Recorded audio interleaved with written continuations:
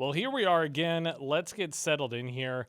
I'm trying to remember what chapter we were on. I think it was 13 because we stopped on Abram, not Abraham, and his wife Sarah, who had just been given up to the Egyptian Pharaoh and then given back.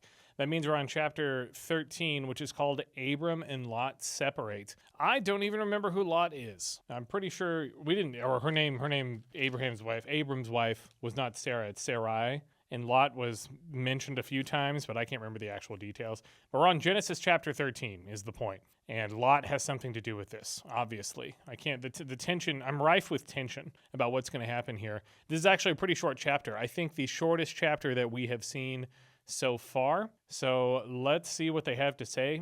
And if I can stretch this to YouTube's 8-minute requirement for putting an ad in the middle of the video. I'm just kidding. There's no ads on this channel yet because it's not yet monetized. Even if there are, I think a mid-roll ad isn't that unreasonable. You might hate it as the viewer, like, oh, I just wish there was one at the beginning and in the end, or not at all. I hate that YouTube even has advertisements these days. I remember back in 2009 when it was adless, but now they called it the adpocalypse a few years back whenever YouTube, I think, started demonetizing video. That was more for creators. Started demonetizing videos with ads based on a lot of different, I don't remember all the details, but it was a lot of different criteria where people stopped making money. But these days, it's what you got to do. I mean, I give you service, you give me your attention to ads so that I can make money and do this full time, which I'm not doing right now. So let's get over to chapter 13.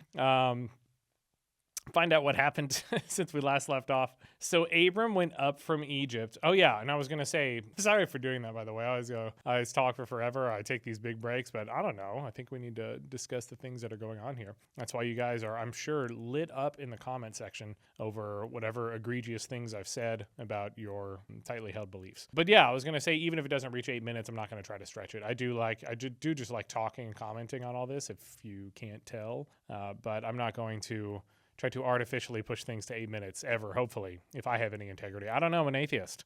So obviously I have none, and there's nothing for me to live for. That's the reasoning that I often hear people use. No integrity, no morals, right? So anyway, Abraham went up from Egypt to the Negev. I don't know what that is. Probably a river, or it can't be a location, or we'll just say Negev. There's no little citation anywhere. I didn't buy the reference Bible with all of the, you can kind of see there's like columns on the edge which give you references to, I think that's other verses and chapters that tell, wait, is it visible? Oh, maybe my brightness is too, yeah, there, you can see it there. There's lots of extra space both for writing and, oh no, now I have to find it again. There we go, back to chapter 13. So people can write on the sides as well as have the reference chapters. And I don't know what Negev is, that's my point, to the Negev. So Abram went up from Egypt to the Negev with his wife and everything that he had. I guess that must not have been much unless he was running with slaves, which I did mention earlier. I don't know if Abram had them, but they definitely mentioned slaves. I guess that wasn't a clarified part of morals yet in the Bible. And Lot went with him. Oh, there we go, there's Lot. Like, I've actually been reading lately, if you guys don't know the series, I've been reading Brandon Sanderson, one of the most prolific, not just fantasy authors alive today, but I think ever. He writes, I mean, there's a lot of fantasy authors who write a lot, but he's certainly one of them, definitely one of the most prolific alive, and I'd rather be reading that than the Bible right now. I just started his second book in the Stormlight Archive, and boy, is it fun to meet new characters. There's no way that Lot is going to be as interesting as a newly introduced Brandon Sanderson character. Anyway, Lot went with him. Verse 2. There we go. We've gotten to 13, verse 2. Maybe I am just trying to stretch this out to 8 minutes. You don't know.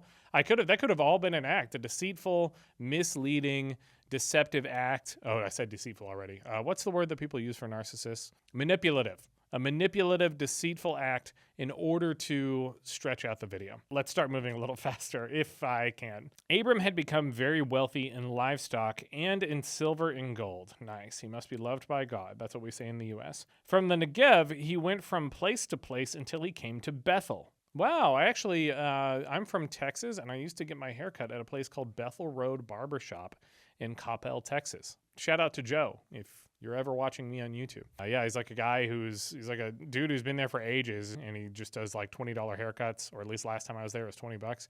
Excellent place. If you get just a little like house on the road, he's the nicest guy ever. You should definitely check it out if you're in the area. From the Negev, he went from place to place until he came to Bethel, to the place between Bethel and Ai, where his tent had been earlier and where he had first built an altar. There Abram, I keep trying to call him Abraham, there Abram called on the name of the Lord. That's the end of that concept. Now Lot, who was moving about with Abram, also had flocks and herds and tents. These guys are so wealthy. I wish I had this much today. But unfortunately, late-stage capitalism largely prevents it for my generation. But the land could not support them while they stayed together. I guess they had so much that they weren't even supported by uncultivated land. For their possessions were so great that they were not able to stay together. Oh my God. That's literally what it said next. They had too many things to travel together in a time where no one has anything. And quarreling arose between Abram's herders and Lot's. So they both had herders to help them, and they all started quarreling together. This is absurd. The Canaanites and the Perizzites were also living in the land at that time. So Abram said to Lot, "Let's not have any quarreling. Let's not have any quarreling between you and me, or between your herders and mine." I don't think that's his choice. If the herders are going to quarrel, they're going to quarrel. I guess unless they're good leaders. In The Way of Kings by Brandon Sanderson, a good leader is able to organize his people. Or between your herders and mine. For we are close relatives. Is it not the whole land before you? Let's part company. If you go to the left, this is how they're going to solve it. If you go to the left, I'll go to the right. If you go to the right, oh, he's giving them a choice. If you go to the right, I'll go to the left. Oh, what a swell guy. What a nice guy, Abram. No wonder he gets his name changed. Lot looked around and saw that the whole plain of the Jordan toward Zoar, Z-O-A-R, toward Zoar was well watered, like the garden of the Lord. What does that mean? Like the garden, like Eden? They haven't mentioned the garden of the Lord anywhere, so I'm not sure what that's supposed to refer to. It was well watered like the garden of the Lord, like the land of Egypt. And then in parentheses, it says, this was before the Lord destroyed Sodom and Gomorrah. That's funny. And you know what else? That's interesting. Because, okay, maybe this is another continuity issue, but like, did someone go back and write this? I don't know. He could have been writing it out of order. Just he's telling a history. Okay, so the dictated by God theory could still theoretically hold up here. So Lot chose for himself the whole plain. Yeah, okay, actually maybe I should talk about that real quick. There's a lot of people who believe that the Bible was literally dictated by God, that he spoke to the writers and determined the wording that is in each book.